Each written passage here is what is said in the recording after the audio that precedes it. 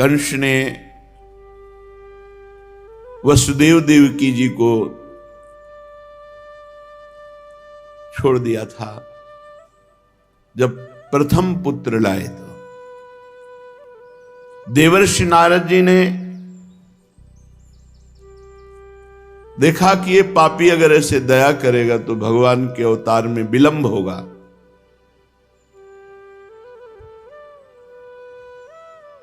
आकर के कंस के सामने नारायण नारायण नारायण कंस ने पूजन किया। कंस से कहा, मैं तुम्हें बताने आया हूं कि ये ब्रज में रहने वाले जितने नंद गोप हैं, उनकी स्त्रियां हैं, ये सब दिव्य हैं। ये वृष्णिवंशी यादव, देवकी, यदुवंश की स्त्रियां सब देवी हैं और जितने यदुवंशी सब देवता हैं। ये बड़े बड़े सब देवता आए हुए हैं। तुम्हारी सेवा में भी गुप्त रूप से देवता ही वास कर रहे हैं, अवसर देख रहे हैं तुम्हारे विनाश का। और तुम्हें पता होना चाहिए जो आकाशवाणी हुई थी कि अष्टम गर्भ तुम्हारा विनाश करेगा, तो जानते हो कौन आने वाला है। पृथ्वी का भार बढ़ गया है, असुर भाव की वृद्धि हो रही है, तो भगवान स्वयं अवतरित हो रहे हैं अष्टम गर्भ के रूप में। और पता नहीं कौन सा अष्टम गर्भ हो। बस कंस का दिमाग घूम गया। तुरंत आदेश किया वसुदेव देवकी को कैद कर लिया जाए। उसको पक्का हो गया कि सर्वलोक महेश्वर भगवान मारने के लिए मुझे आ रहे हैं। और उसे स्मृति आई पूर्व जन्म की, मैं कालनेम राक्षस हूं, तो मुझे मारने के लिए स्वयं भगवान पधार रहे हैं। कड़ी हथकड़ी बेड़ियों से जकड़ दिया देवकी वसुदेव जी को। घोर राक्षसी पहरा, जो महान बलवान क्रूर कर्मा, उनको बड़े बड़े दरवाजे बंद जेल के दरवाजों पर पहरेदार, हथकड़ी बेड़ी देवकी वसुदेव जी की। परीक्षित, प्रायः देखा जाता है कि जो अपने ही प्राणों का पोषण करते हैं, ऐसे लोभी, निर्दयी, स्वार्थ की पूर्ति के लिए अपने माता पिता का भी वध कर देते हैं, पूज्य जनों का भी अपमान कर देते हैं, अपने हितैषी और मित्रों की भी हत्या करवा डालते हैं। उसने तत्कालीन राजा अपने पिता को बंदी बना लिया, महाराज उग्रसेन को कैद कर लिया और स्वयं मुकुट छीन करके शूरसेन देश का राज्य शासन अपने हाथ में ले लिया। कंस एक तो बहुत स्वयं बली था।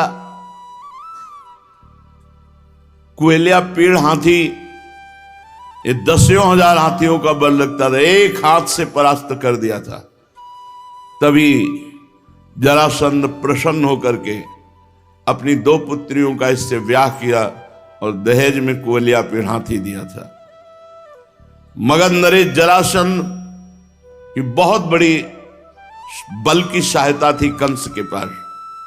प्रलंबासुर, बकासुर, चाणूर, तृणावर, तघासुर, मुष्टिकासुर, अरिष्टासुर, द्विविद, पूतना, केशी, धेनुकासुर, बाणासुर, भौमासुर, ये बड़े बड़े महान बलशाली जो पृथ्वी पर विजय प्राप्त कर ले, ऐसे कंस के दोस्त थे, सहायक थे। कंस ने आदेश कर दिया, जो यदुवंशी मिले मार डालो उसे। समस्त यदुवंशी भयभीत हो गए। कोई कुरुदेश, कोई पांचाल, कोई कैकेय, कोई शाल्व, विदर्भ, निषद, विदेह, कौशल आदि देशों में भागकर अपने प्राणों की रक्षा की।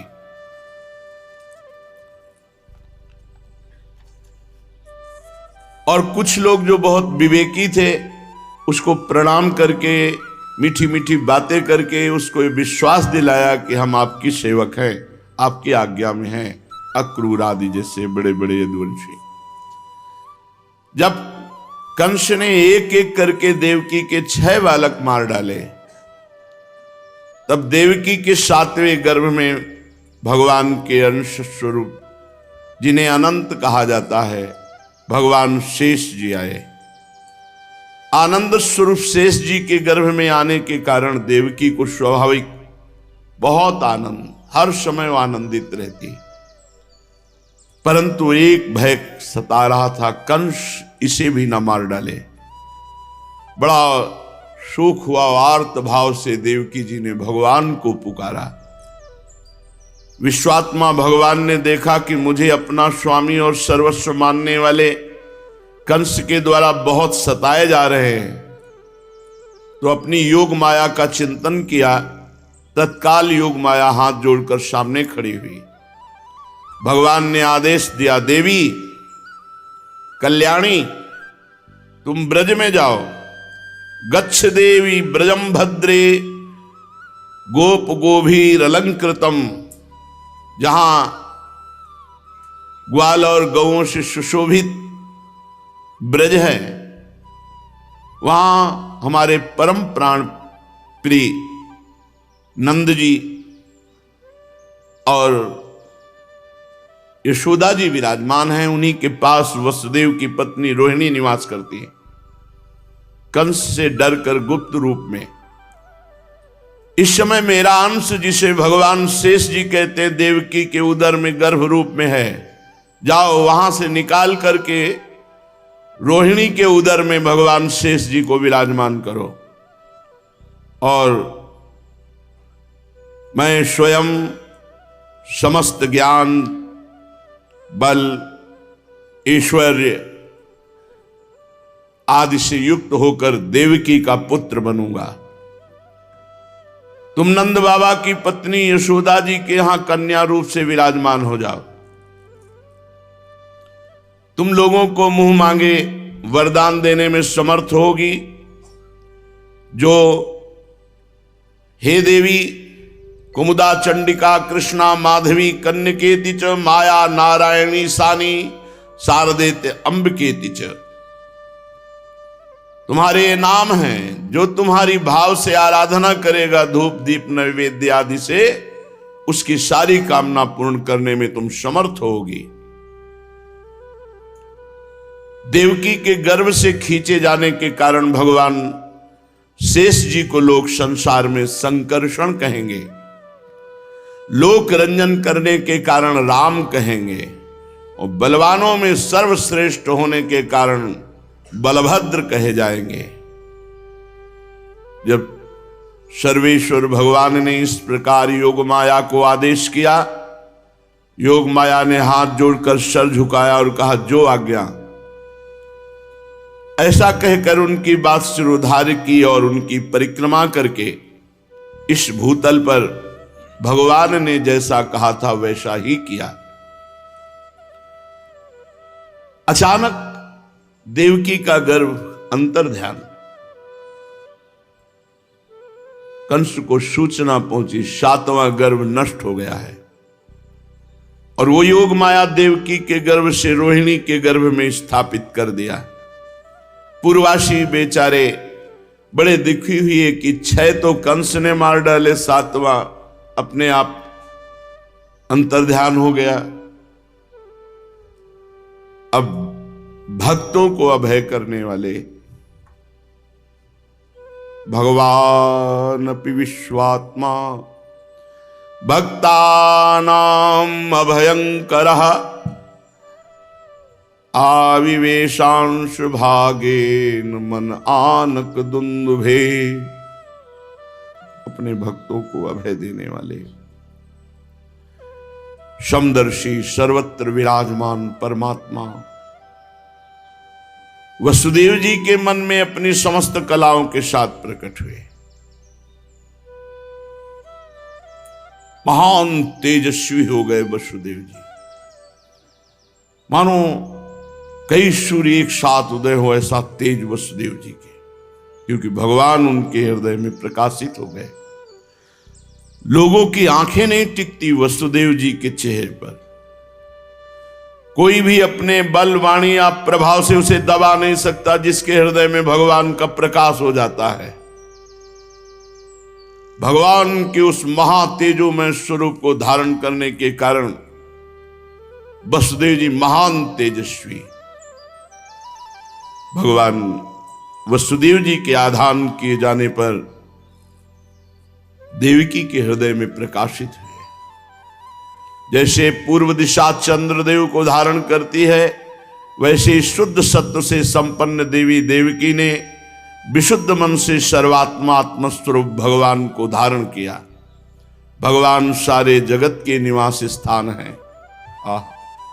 सा देवकी सर्व जगन निवास, निवास भूता नितराम नरे जे, भोजेन्द्र गे शिखे वरुद्धा, सरस्वती ज्ञान खले यथा सती। भगवान सबके निवास स्थान है। देवकी जी भगवान का निवास स्थान बनी। परंतु जैसे घड़े में तेज चमक रहा, ऊपर से बंद, ऐसे घोर कठोर पहरा, बड़ी बड़ी दीवारें, बड़े बड़े दरवाजे, जेल में देवकी जी के भगवान प्रकाशित हुए। पवित्र दिव्य आनंद देवकी जी को है। भगवान पधारे।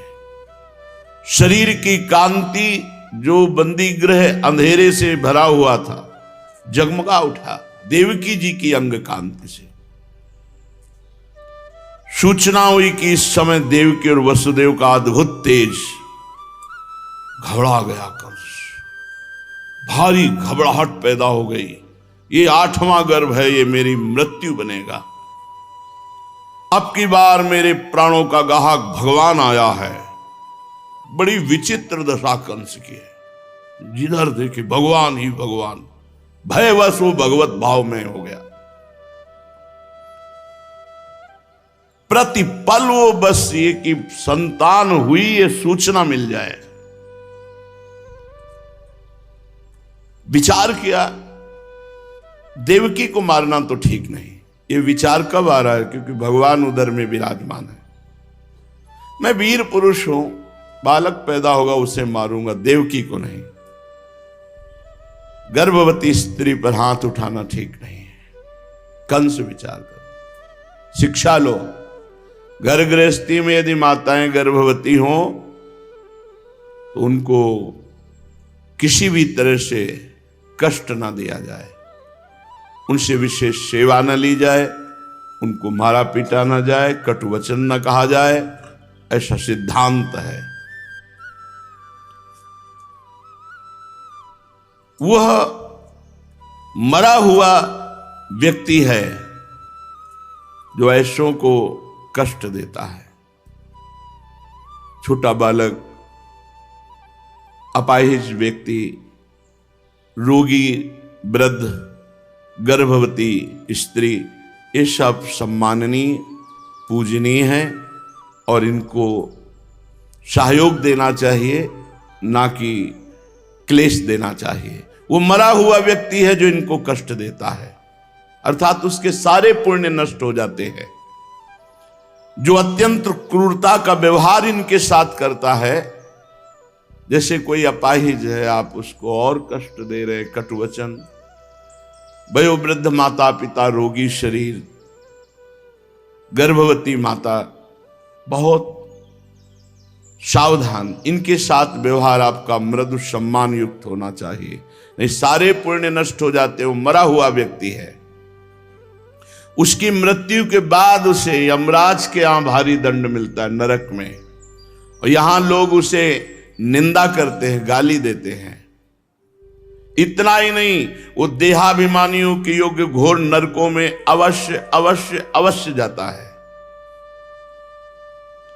यद्यपि कंस की बुद्धि भ्रष्ट थी, लेकिन इस समय उसको जो ज्ञान हो रहा है वो देवकी का चिंतन हो रहा है और भगवान का चिंतन हो रहा है। इसलिए भले ही द्वेष से सही, पर भगवान का चिंतन होने के कारण बुद्धि पवित्र निर्णय कर रही है।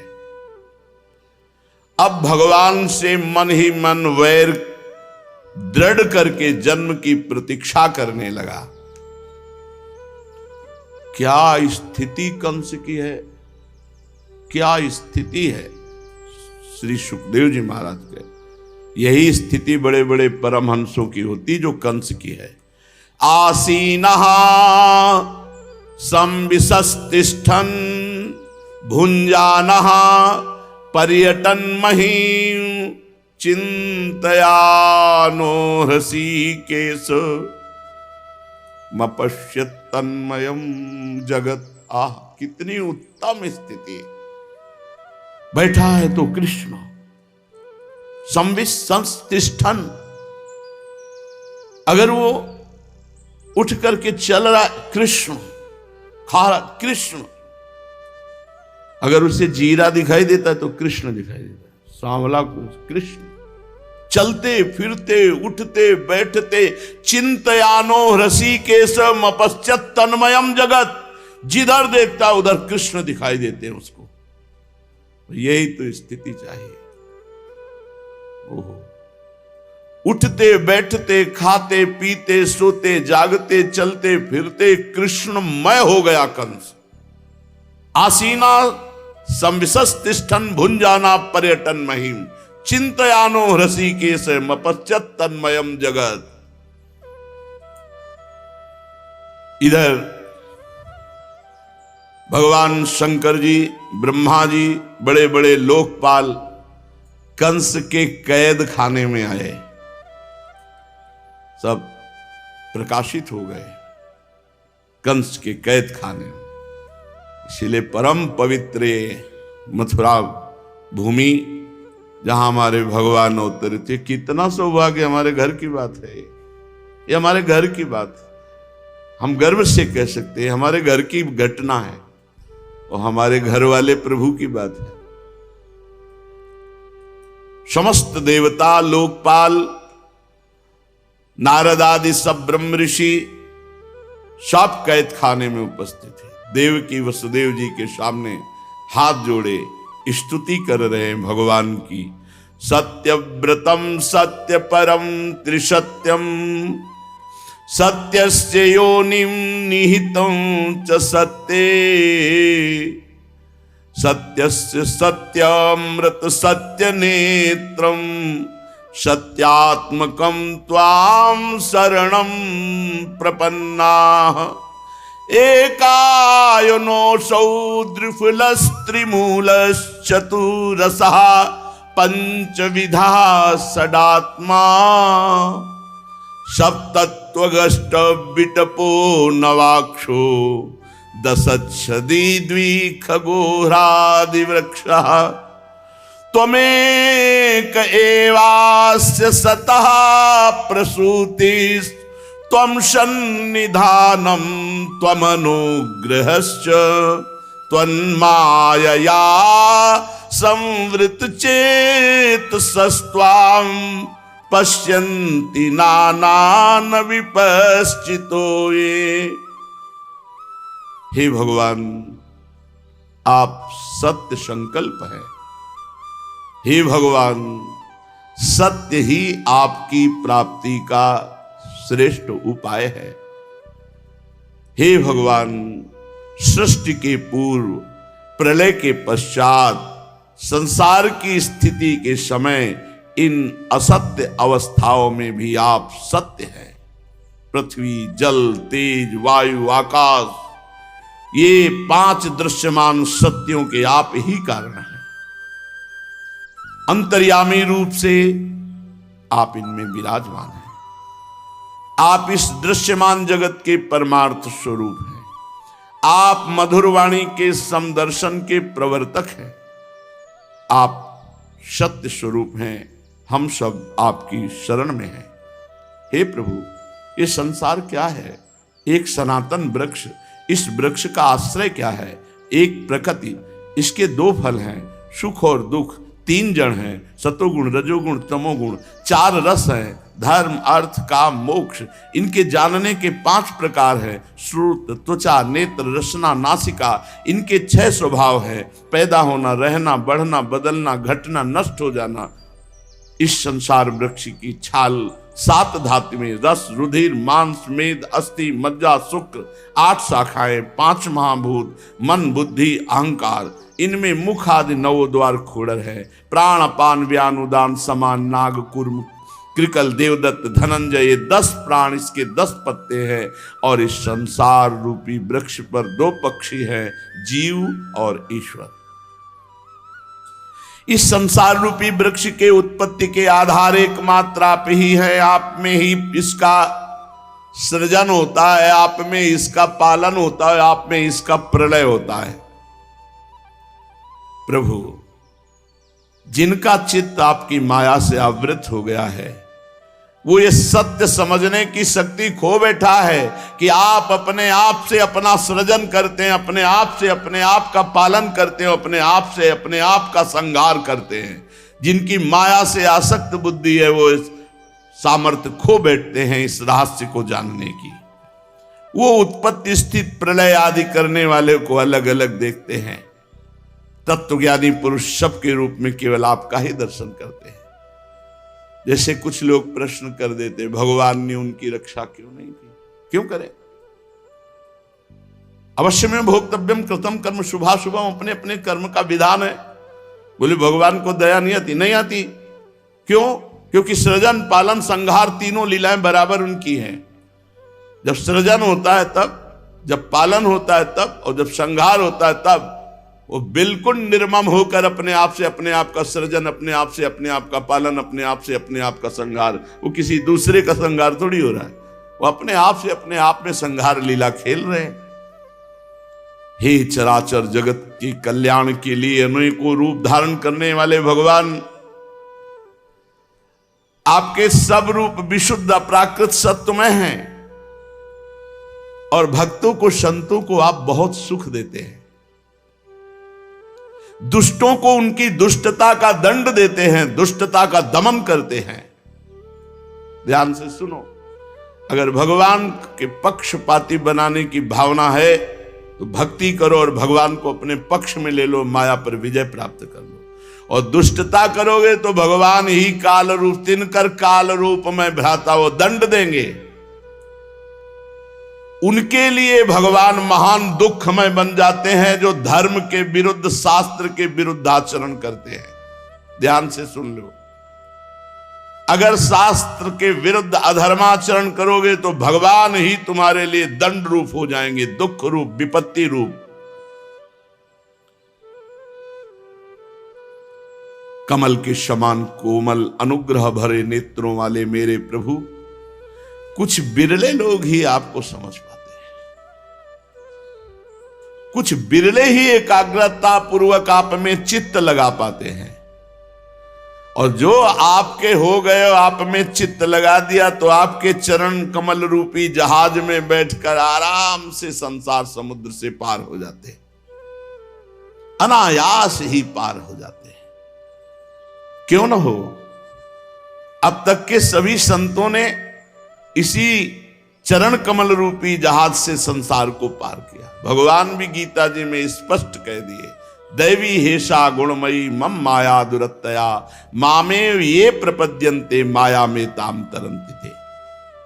परम प्रकाश स्वरूप परमात्मन, आपके भक्त जन सारे जगत के निष्कपट प्रेमी, सच्चे हितैषी होते हैं।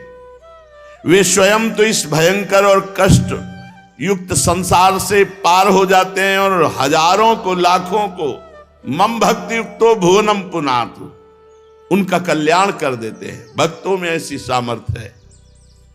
क्यों? क्योंकि आपके चरण कमल रूपी नौका जो स्थापित है उसमें सबको बैठालते हैं। हरिशरणम हरिशरणम, बैठो, पार हो जाओ। वास्तव में संत पुरुषों का, भक्तों का महान कृपा प्रसाद इस जगत में है। प्रभु, आप अनुग्रह स्वरूप है, कृपा स्वरूप है।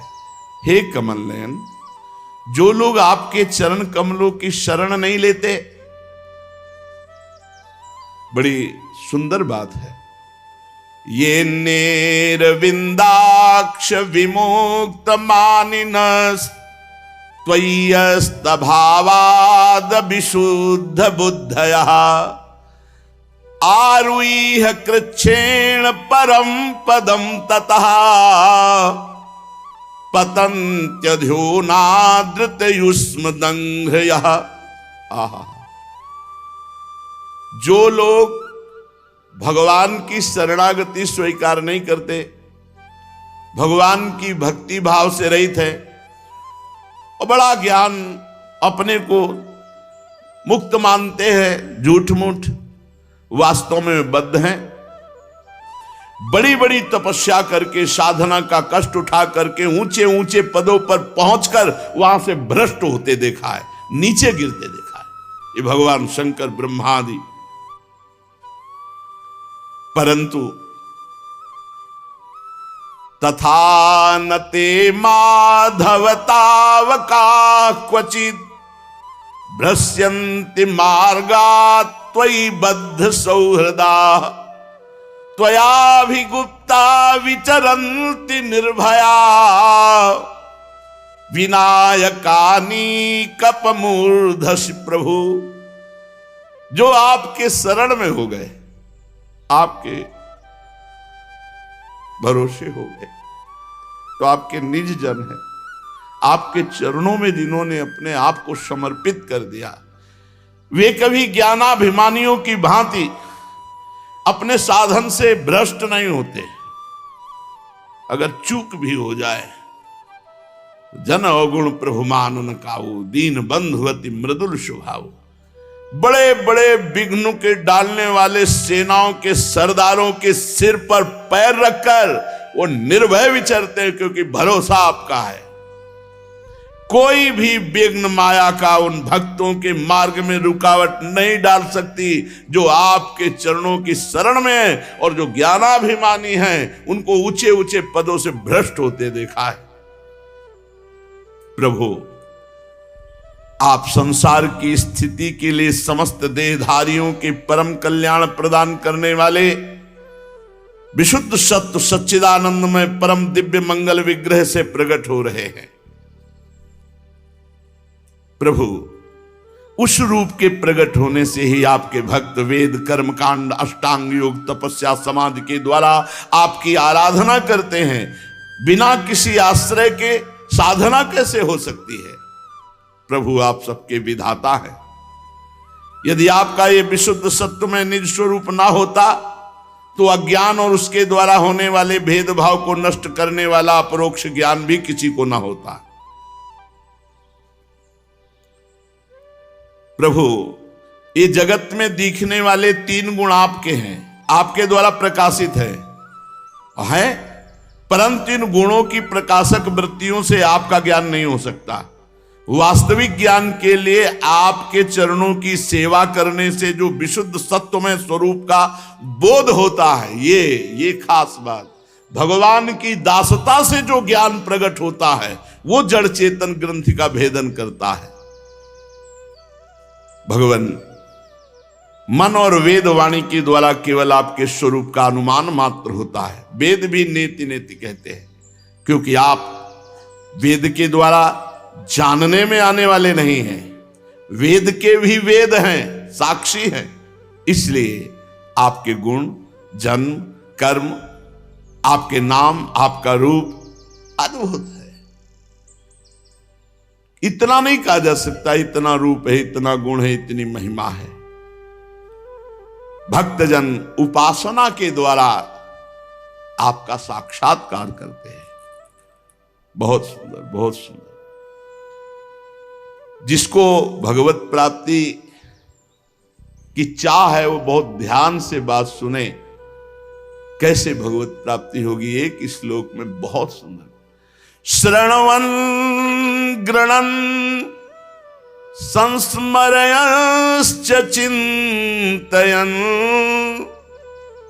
नामानि रूपाणि च मंगलानि ते क्रियास्तु यस्त्वच्चरणारविन्दयो राविष्ट चेता न भवाय कल्पते। श्रवण, जिसके कान हर समय लालायित रहते हैं, कहीं भगवत चर्चा सुनने को मिल जाए, कहीं भगवान की बात सुनने को मिल जाए। बावरो सो रस में फिरे खोजत नेह की बात, कहीं मेरे प्यारे की बात सुनने को। बलिहारी है उन भक्तों। वृंदावन में तो हजारों ऐसे भ्रमर हैं भगवान के रस कथा के, अभी यहाँ फिर वहां, दिन भर वो माला लिए बस भगवान की चर्चा सुनने में जीवन व्यतीत कर रहे हैं। श्रवणमन और ग्रणन, खूब उत्साह पूर्वक नाम कीर्तन। नाम कीर्तन ऐसे करना चाहिए कि यहाँ की गले की नसें फूल जाए, चेहरा लाल हो जाए और रोने का मन हो, तब समझो नाम कीर्तन सार्थक। जब चीख के राधा राधा आंसू बहने लगे, सब भूल जाए। ग्रणन, भगवान की लीला का गायन करना, पदों का गायन करना। जैसे भूखे आदमी को बढ़िया स्वादिष्ट भोजन मिल जाए, फिर थार खींचो तो जबरदस्ती दोनों हाथ से अरे छक लेने दो। ऐसे ही जब हम गाने बैठे तो ऐसी भूख होनी चाहिए गाने की कि यार शाम तक वैसे बैठे रहे। प्रभु ऐसी सामर्थ्य दे दो कि बैठ जाए सुबह से शाम तक केवल लीला गायन करे। भगवत प्राप्ति का सीधा उपाय है श्रवण, ग्रहण, और जो हमने गाया जो सुना उसका स्मरण, संस्मरणश्च, भगवान का स्मरण। बहुत जोर की बात है। आपके नामों का, रूपों का, गुणों का श्रवण, कीर्तन, स्मरण और चिंतन, जो ध्यान करता है और आठों पहर आपकी सेवा में चित्त लगाए रहता है, उसको जन्म मृत्यु रूपी संसार चक्र में दोबारा नहीं आना होगा। वही आप सबको अनायास वही दिनचर्या प्राप्त है जो भगवत प्राप्ति के ही सोपान पर चढ़ाती है। श्रवणं ग्रहणं संस्मरणश्च चिंतयन् नामानि रूपाणि च मंगलानि ते। और क्रियासु, क्रिया क्या है? यस्तो चरणारविंदयोराविष्ट चेता। बस खास बात है आविष्ट चेता, भगवान के आवेश में भरे हुए। कभी सैया रचना, कभी श्रृंगार करे, कभी झूला झूला रहे, कभी नाच रहे, कभी गा रहे। ऐसा उपासक कभी जन्म मृत्यु संसार चक्र में नहीं पड़ेगा। हे प्रभु, संपूर्ण दुखों के हरने वाले भगवान, आप सर्वेश्वर हैं। ये पृथ्वी आज धन्य धन्य हो जाएगी क्योंकि आपका अवतार हो रहा है। आपके अवतार से इसका भार दूर होगा। धन्य है प्रभु, हमारे लिए बड़े सौभाग्य की बात है कि आपके सुंदर सुंदर कोमल कोमल चरण चिन्हों से विभूषित जब हम पृथ्वी को देखेंगे तो आप मस्तक रखेंगे, हृदय रखेंगे। हमारे नेत्र सफल होंगे जब 19 चरण चिन्हों से चिन्हित भूमि को देखेंगे। प्रभु, वैसे तो आप अजन्मा हैं, आपके जन्म के कारण के संबंध में कोई तर्कना नहीं, फिर भी हम ये कह सकते हैं कि आप अपने भक्तों के लिए अवतार धारण करते हैं। प्रभु, आप द्वेष लेस से रहित सर्वाधिष्ठान आत्मस्वरूप है। ये आपका एक लीला विनोद केवल अपने प्राण प्यारे भक्तों के लिए है। प्रभु, आपने जैसे अनेकों बार मत्स्य अवतार, हयग्रीव अवतार, कच्छप अवतार, नरसिंह अवतार, वाराह अवतार, हंस अवतार, राम अवतार, परशुराम, वामन अवतार धारण किया, ऐसे ही इस बार आपका कृष्णावतार हो रहा है। आप हम सबका प्रणाम, नमस्कार, चरण वंदना स्वीकार कीजिए। देवकी जी को संबोधित करके कहा, माता जी, ये बड़े सौभाग्य की बात है कि सर्वलोक महेश्वर भगवान आपके यहां प्रकट हो रहे हैं। ज्ञान बल ऐश्वर्य से पूर्ण पुरुषोत्तम भगवान पधार रहे हैं। दिष्ट्याम्बते कुक्षिगतः परः पुमानंसेन साक्षात भगवान भवायनः, साक्षात भगवान पधार रहे हैं। आप कंस से तनिक भी मत डरिए, अब तो वो कुछ दिन का मेहमान है। ये महाबलशाली भगवान उसको घसीट कर मारेंगे, तुम निश्चिंत हो जाओ। परीक्षित, ब्रह्मादि देवता इस प्रकार भगवान की स्तुति करके अपनी अपनी मति के अनुसार वंदना करके सब अंतर ध्यान हो गए जो कंस के कारागार में प्रकट हुए थे। अब अथ सर्वगुणोपेतः कालः परम शोभनः यर्हेवा जन जन्मर्क्षम शांतरक्ष गृह तारकम। भगवान अवतार ले रहे हैं तो समस्त शुभ गुण प्रकृति में प्रकट हो गए। सुहावना सब लुभायमान प्रकृति, रोहिणी नक्षत्र, आकाश के सभी नक्षत्र ग्रह तारे शांत सौम्य हो रहे हैं। जब अंतःकरण निर्मल हो जाता है तो भगवान का प्रादुर्भाव होता है। ऐसे प्रकृति निर्मल हो गई भगवान के प्रादुर्भाव के समय। काल, दिशा, पृथ्वी, जल, अग्नि, वायु, आकाश, मन, आत्मा सब अलग अलग दिव्य तेजों में निर्मल भगवान अवतार ले रहे हैं। तो दिशाएं स्वच्छ, निर्मल, प्रसन्न, आकाश दिव्य तेजोमय हो गया। जगह जगह रत्नों की खान, हीरे जवाहरात की खाने भूमि ने प्रकाशित कर दी। नदियों का जल निर्मल, जबकि कमल दिल में खिलते हैं पर रात्रि में सब जगह कमल खिल गए, क्योंकि कमलाक्ष भगवान प्रकट हो रहे। नमः पंकज नाभाय, नमः पंकज मालिने, नमः पंकज नेत्राय। संपूर्ण वन खिला हुआ, रंग बिरंगे पुष्पों के गुच्छे लदे हुए। रात्रि में पक्षी चहक उठे, भौरे गुनगुनाने लगे। ववौ वायु सुख स्पर्शा पुण्य गंधभा शुचि। धीमी धीमी वायु बह रही सुगंध से। जो ब्राह्मणों की अग्निहोत्र की अग्नियां कंस राक्षसों ने बुझा दी थी, अपने आप दिव्य रूप से प्रज्वलित हो गई। अग्निस्थ द्विजाति नाम शांतस्तत्र समिंधत। बिना समिधा के अग्नि प्रकाशित हो गई। संत पुरुष तो पहले से ही चाहते थे कि आसुरी प्रवृत्ति की बढ़ती न हो। पता नहीं क्या सब संतों के भक्तों के हृदय में एक अद्भुत आनंद, क्योंकि भगवान का आविर्भाव हो रहा है। स्वर्ग में देवताओं की दुंदुभियां अपने आप बज उठी। जगुः किन्नर गंधर्वास्तुष्टुः सिद्ध चारणा विद्याधरयश्च ननुतुस् अप्सरो भी समम तदा। किन्नर गंधर्व गान करने लगे, सिद्ध चारण मंगलमय भगवान की स्तुति करने लगे, विद्याधरियां अप्सराएं नृत्य करने लगी। बड़े बड़े देवता ऋषि मुनि आनंद में भरकर कंस के कारागार के ऊपर पुष्पों की वृष्टि कर रहे। अब संपूर्ण बल से मेघ गर्जना करने लगे, भगवान होते थे, और बादल लटकने लगे। अंधियारी रात हो गई, वर्षा प्रारंभ हो गई। मेघ की गर्जना और मोटे मोटे बूंदें, बड़ा भयावह अंधकार। क्योंकि जन्म मृत्यु के चक्र से छुड़ाने वाले जनार्दन के अवतार के समय निशीथ ठीक 12 बजे रात्रि, अंधकार का साम्राज्य।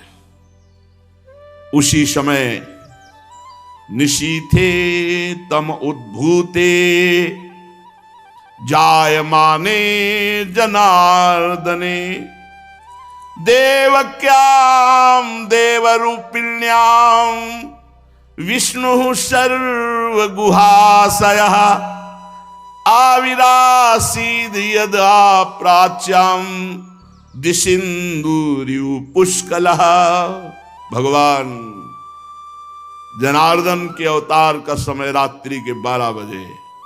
घोर अंधकार का साम्राज्य है, मेघ गर्जना कर रहे हैं, वर्षा हो रही। भगवान स्वयं देव रूपिणी देवकी के सामने प्रकट हुए। समस्त कलाओं के आचार्य हैं, पर यहां 16 कलाओं से पूर्ण प्रकट हुए, क्योंकि चंद्रवंश में वसुदेव देवकी जी ने देखा एक बड़ा अद्भुत स्वरूप भगवान का। तमद्भुतम बालकमंबुजे क्षणम चतुर्भुजम शंख गदार युधायुधम श्री वत्सलक्ष्मं गलशोभिकौस्तुभम पीतांबरम शांद्रपयोद सौभगम महार्हवैदूर्य किरीटकुंडलत्विषा परिष्वक्त सहस्त्र कुंतलम उद्दामकांचंगद कंकणादिभिर्विरोचमानं वसुदेवैक्षत स्वाविस्मयोत्फुल्ल विलोचनो हरि श्रुतं विलोक्यानक दुंदभिस्तदा कृष्णावतारोत्सव संभ्रमोस्पृशन मुदा दुजेभ्यो युतमाप्लुतो गवाम। वसुदेव जी ने देखा नेत्र कमल के समान कोमल विशाल 4 सुंदर हाथों में शंख गदा चक्र कमल लिए, वक्षा स्थल पर श्रीवत्स का चिन्ह, गले में कौस्तुभ मणि झिलमिला रही, वर्षाकालीन मेघ के समान परम सुंदर श्यामल शरीर पर बिजली की तरह मनोहर पीतांबर फहरा रहा, बहुमूल्य वैदूर्य मणि किरीट कुंडल कांति से सुंदर सुंदर घुंघराले बाल और दिव्य तेजोमयी कांति, नख चंद्रिका से मानो सूर्य प्रकाशित हो रहे हों, कमर में चमचमाती करधनी की लड़ियां, बाहों में बाजूबंद कलाइयों में कंकण शोभायमान, ऐसे भगवान को सामने देखा।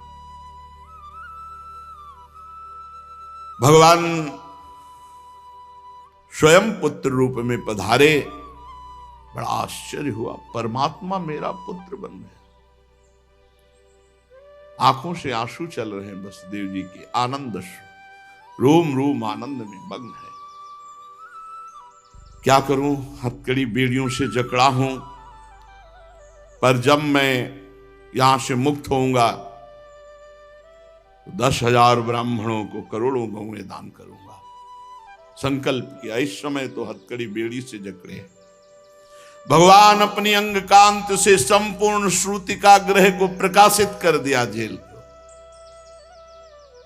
वसुदेव जी को निश्चय हो गया है परब्रह्म परमात्मा स्वयं भगवान पधारे हैं। सारा भय जाता रहा, भगवान के चरणों में मस्तक रखा और हाथ जोड़कर स्तुति करने लगे।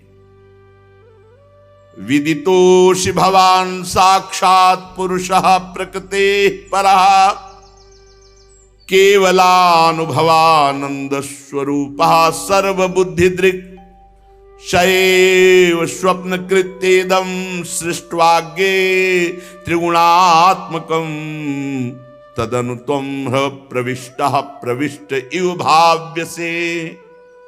समझ गया प्रभु,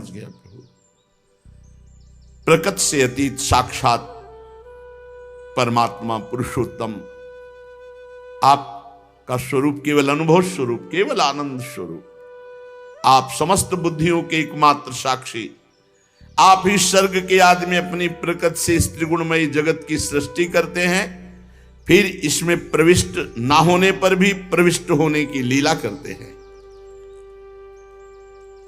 प्रभु, जैसे जब तक महातत्वादि कारण तत्व पृथक पृथक रहते हैं तब तक उनकी शक्ति भी पृथक पृथक होती है। जब वे इंद्रियादि 16 विकारों के साथ मिलते हैं तभी वो इस ब्रह्मांड की रचना करते हैं, इसे उत्पन्न करके इसी में अनुप्रविष्ट से जान पड़ते हैं। पर सच्ची बात तो यह है कि वो किसी पदार्थ में प्रवेश नहीं करते। इसका कारण है कि वो स्वयं पदार्थ बने हुए हैं।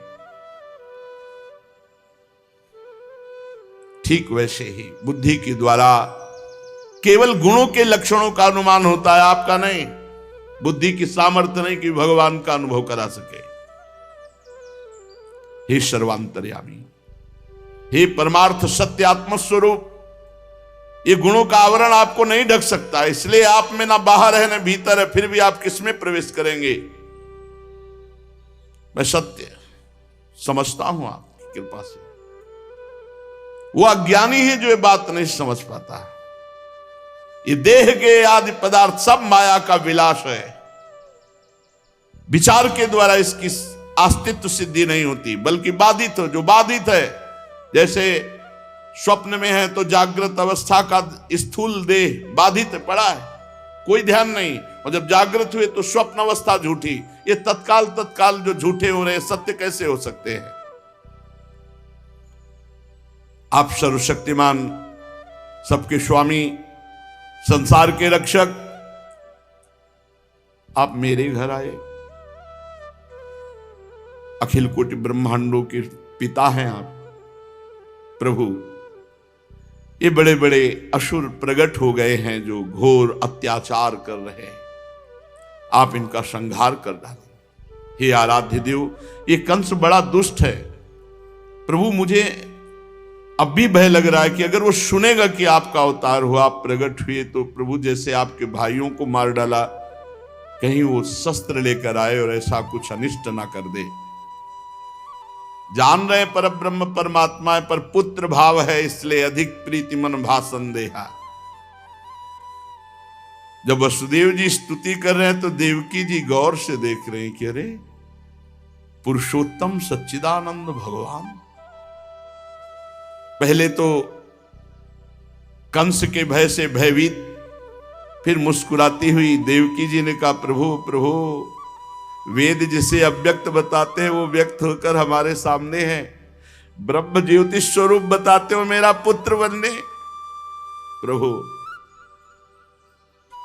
जिस समय ब्रह्मा की पूरी आयु 2 परार्थ समाप्त हो जाती है, उस समय वो भी भयभीत होते हैं और काल शक्ति के द्वारा ब्रह्मलोक तक सब नष्ट कर देते हैं आप। ये पंचमहाभूत अहंकार, अहंकार महातत्व प्रकृति में लीन हो जाता है। प्रभु, आप केवल शेष रहते हैं, इसलिए आपका नाम एक शेष है। प्रभु, ये मृत्युग्रस्त जीव कहां कहां किस किस की शरण में नहीं गया, लेकिन आज तक कोई निर्भय नहीं कर पाया। आज आप बड़े भाग्य के आपके दर्शन हो रहे, आपकी शरण में। भक्त भयारी, हम लोग बहुत भयभीत हैं कंस से।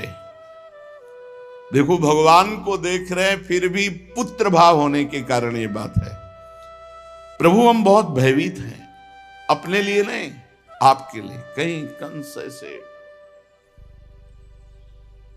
मधुसूदन, कुछ ऐसा उपाय करो जिससे कंस न जान पावे कि आप मेरे यहां प्रकट हुई। मेरा धैर्य टूट रहा है, मैं आपके लिए कंस से डर रही हूं। विश्वात्मन मेरी प्रार्थना है। ये होता है बालक रूप भगवान का। उपसंघर विश्वात्मन नदो रूपम अलौकिकम शंख चक्र गदा पद्म श्रिया दुष्टम चतुर्भुजम। हटावे रूप प्रभु, उपसंहार करो इस रूप का और बालक बनो। जैसे कौशल्या जी, माता पुनि बोली सोमति डोली, तजहु तात ये रूपा, की जय शिशुलीला अति प्रिय शीला, जो सुख परम अनुपा। सुनी बचन सुजाना, रोदन ठाना, होई बालक सुर भूपा। ये चरित जगावहीं, हरिपद पावहीं, ते न परे भवकूपा। उपसंहर विश्वात्मन दो रूपमलौकिकम, शंख चक्र गदा पद्मश्रिया जुष्टम चतुर्भुजम। उपसंहार करो इस रूप का नाथ, और आप मेरे बालक के रूप में विश्वम यदे तत् स्वतनौ निशांते, यथावकाशम पुरुषा परो भवान। बिभर्ति सोयम मम गर्भगो भूतदहो नृलोकस्य विडंबनम हितत्। देखते देखते भगवान बाल रूप, और बताया कि सुनो, स्वयंभू मनवंतर में जब तुम्हारा पहला जन्म हुआ था, उस समय तुम्हारा नाम प्रश्न था।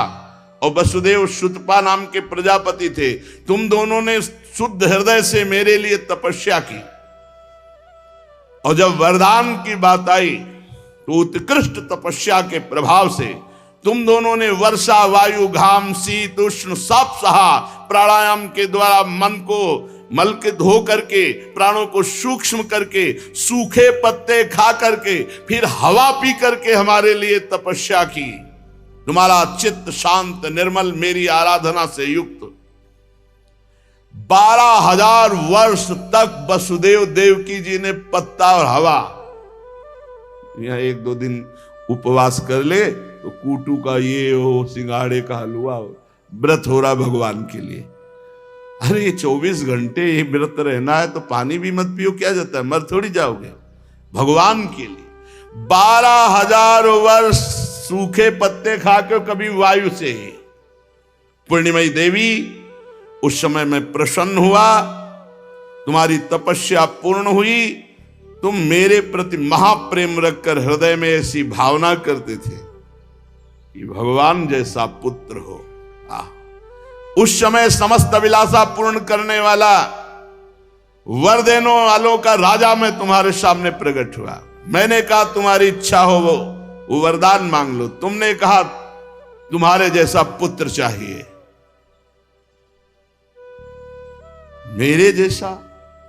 मेरे जैसा तो मैं ही हूं। जाओ, मैं तुम्हारा पुत्र बनूंगा। धन्य है, धन्य है, तपस्या सार्थक हुई, तुम सफल मनोरथ हुए। मैंने देखा कि त्रिभुवन में, अखिल ब्रह्मांडों में शील, स्वभाव, उदारता, बल, ज्ञान, वैराग्य, ऐश्वर्य में मेरे समान कोई नहीं है। इसलिए मैं ही तुम दोनों का पुत्र हुआ। प्रश्नि गर्भ कहलाया। वसुदेव जी कश्यप और तुम अदिति हुई। उस समय मैं वामन के रूप में अवतार लिया, क्योंकि मैं जब एक बार कहता हूं, वरदान देता हूं, तो 3 बार उसको पूरा करता हूं। तीसरे जन्म में तुम देवकी और वसुदेव हुए, उसी वाणी को सत्य करने के लिए। और ये रूप मैंने इसलिए दिखाया कि मैं परब्रह्म परमात्मा हूं, ये स्मरण रखना। मैं केवल पुत्र ही नहीं हूं, ध्यान रखो। भगवान शिक्षा दे रहे हैं कि केवल भगवान को अगर वात्सल्य भाव से, तो केवल बेटे ही अकेले नहीं, वो परब्रह्म भी हैं, तो उसी हिसाब से वर्ताव होना चाहिए। तुम दोनों स्पष्ट देखो, तुम दोनों मेरे प्रति पुत्र भाव और ब्रह्म भाव दोनों रखना। भगवान आदेश कर रहे हैं। महाप्रभु इतना दुलार लाडली लाल को कर रहे हैं, पर बीच बीच में कहते जाते हैं, जैसे हित हरिवंश करत अपनो जस प्रगट अखिल ब्रह्मांडन। ध्यान रखो, ये प्रिया प्रीतम कौन है? अखिल ब्रह्मांडों के स्वामी। यद्यपि सकल लोक चूड़ामणि, कौन है? प्रभु हैं। भगवान कह रहे तुम दोनों मेरे प्रति पुत्र भाव और ब्रह्म भाव रखना। इस प्रकार तुम वात्सल्य का सुख लेकर मेरे परम पद को प्राप्त हो गए। भगवान इतना कहकर चुप हो गए और देखते देखते नन्हे से शिशु बन गए। भगवान नन्हे से शिशु। भगवान ने कहा ले चलो हमको यहां से, गोकुल ले चलो, नंद बाबा और यशोदा मैया के यहां। प्रभु इतनी मोटी मोटी बेड़ियां, हथकड़ियां, पहरेदार, दरवाजा बंद। भगवान ने कहा ले चलने की तुम चेष्टा तो करो। जे ही चेष्टा की, तड़ाक तड़ाक टूट गई हथकड़ी, बेड़ी, सब ताले खुले। योग माया ने लीला फैलाई, सब सो गए। बड़े बड़े दरवाजे अपने आप खुल गए। वसुदेव जी, उस समय देवकी मैया की हालत क्या हुई होगी? कोई मां सोच सकती, दूसरा नहीं सोच सकता। त्रिभुवन मोहन लाला भी प्रकट हुए हैं, अभी जा रहे हैं। उस समय देवकी मैया की क्या, बस केवल कंस से बचाने का भाव उनको, नहीं तो विकल थी माता जी देवकी जी। थोड़ी देर के लिए चित्त को जोड़ो, इतना सुंदर लाला अभी प्रकट हुआ, अभी पर लाला की रक्षा हो जाए। देवकी जी वहीं कंस कारागार में अशुभ प्रवाह करती हुई वही बाल प्रभु के रूप का चिंतन कर रहे हैं। वसुदेव जी लेकर के प्रभु को चल रहे हैं।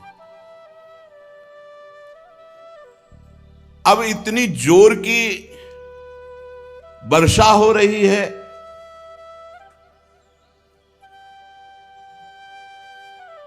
निशी अंधेरी बिजुरी चमके सघन बरसे में, बंदी बैरी सबे छूटी खुले ब्रज कपाट, शीस धरि श्री कृष्ण लीने चले गोकुल बाट।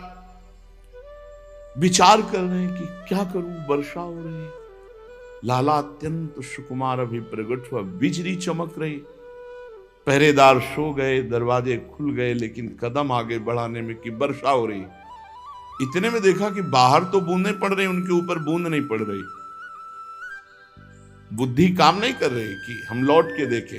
अनंत भगवान शेष जी सहस्त्र फण का छाता लगा लिया, भगवान शेष जी, और आगे नरसिंह की दहाड़ जो वसुदेव जी को केवल न दिखाई दे रहे, न सुनाई दे रहे। सिंह आगे शेष पीछे चल पड़े। आगे आगे रास्ता नरसिंह भगवान साफ करते हुए चले जा रहे, पीछे भगवान शेष जी फड़ धीरे धीरे पहुंचेंगे। बड़ी व्याकुलता है, कैसे लाला सुरक्षित पहुंच जाए और मैं वापस आ जाऊं, ये बात कोई जान ना पावे। जे ही यमुना जी के समीप गई थी, यमुना रसरानी ने देखा प्रीतम आए तो वैसे ही सावन भादों में बाढ़ होती और उफान। तट पर खड़े हुए, अब क्या करूं, वापस जा नहीं सकता। लाला को गोकुल पहुंचा, यमुना जी इतनी बड़ी हुई, तैरना तो आता है वसुदेव जी को, पर अभी नवजात शिशु को लेकर कैसे। नासिका नीर बाढ़ो, ये चरण रखे उफान यमुना जी के लिए। प्रीतम जा रहे हैं, कम से कम चरण तो छू लें प्रीतम के। वसुदेव जी और उठा रहे हैं, यमुना जी और उठ रही है, वसुदेव जी और उठा, लाला को नहीं। प्राण प्रिय वात्सल्य भाव, एक बूंद लाला को, ऊपर शेष जी का फण। जैसे जैसे यमुना जी वाले सांस लेने की भी दिक्कत अब आ गई। नासिका नीर आप और उठा दिए, बाढ़ो पार पैलो दूरी,